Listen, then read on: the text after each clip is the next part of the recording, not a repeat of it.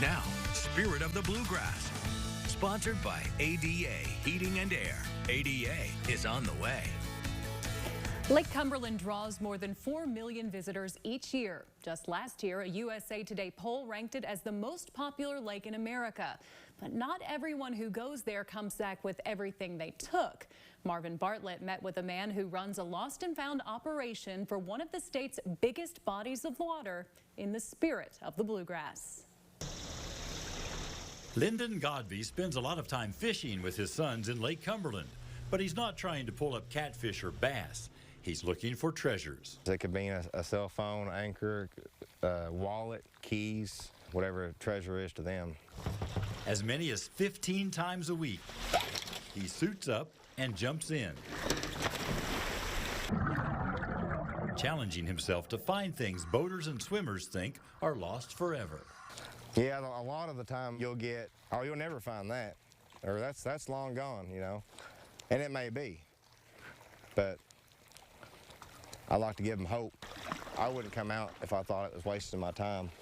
Godby, who is a member of the Ely Fire Department and Assistant Chief of Russell County Search and Rescue, says these dives are a nice diversion from the boating accidents and drownings he often responds to. It's a very calming atmosphere when you're, when you're down there and just trying to help somebody else out. That's it.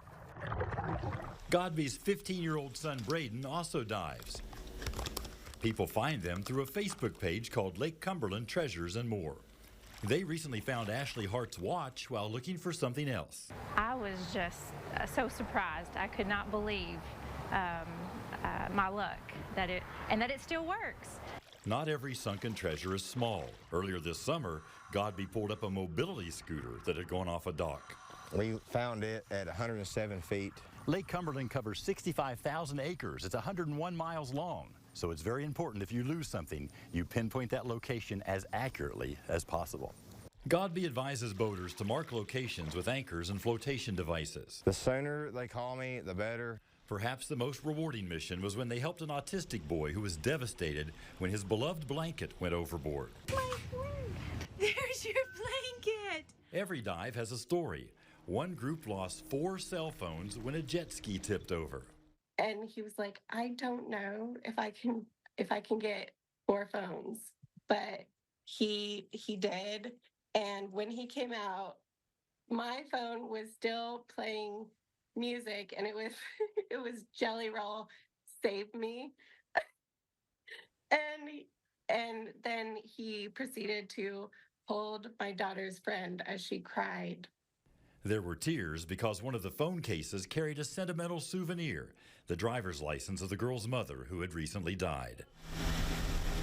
The Godbys mostly work on a donation basis, but say the biggest payback is happiness that comes in waves.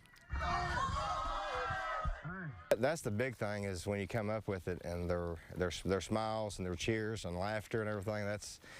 That's something, I mean, you really can't replace with any price. Many people know Lake Cumberland from shore to shore, and sometimes they have to call on the Godbys, who know it top to bottom. And that was Marvin Bartlett reporting there. Because Godby is a member of Russell County Search and Rescue, he has connections. If he's not available to search for a lost item, he knows 11 other divers who might be willing to give it a try.